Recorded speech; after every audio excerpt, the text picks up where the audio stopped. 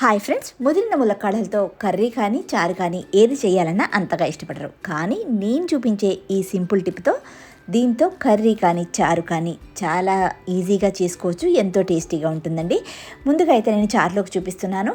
చారులోకి కందిపప్పు కడిగి అందులోనే ఈ ములక్కాడలు వేసి 2 విజిల్స్ వచ్చేంత వరకు కూడా వీటిని ఉడికించుకోవాలి. ఇక్కడ ములక్కాడ అంతా కూడా ముప్పావంత వరకు ఉడికిపోతుందండి. మిగతా అది మనం చారు చేస్తాం కదా, ఈ తాలింపు అంతా కూడా చారులోకి వేసుకొని మరిగిన తర్వాత పూర్తిగా ములక్కాడ అనేది బాగా ఉడికిపోతుంది. ఫ్రెండ్స్, మీరు కూడా ఒకసారి ఈ టిప్ అనేది ఫాలో అవ్వండి. మీకు కర్రీలోకి చేయాలంటే ఇదే ములక్కాడని కొద్దిగా వాటర్ పోసి ఉడికించుకోవాలి. అలా ఉడికిన తర్వాత కర్రీలాగా చేసుకుంటే సరిపోతుంది. చాలా సింపుల్ కదండి. ములక్కాడ ఒక్కటి కొనాలంటే 10 రూపీస్. మనం ఎంత ముదిరినా కానీ వీటిని ఈ విధంగా యూస్ చేసుకుంటే ఎంతో టేస్టీగా ఉంటుంది. మనకి ఎక్కడా కూడా కాయ అనేది వేస్ట్ కాదు. ఫ్రెండ్స్, వీడియో నచ్చినట్లయితే ప్లీజ్ లైక్ చేయండి, షేర్ చేయండి, సబ్స్క్రైబ్ చేయడం అస్సలు మర్చిపోవద్దు.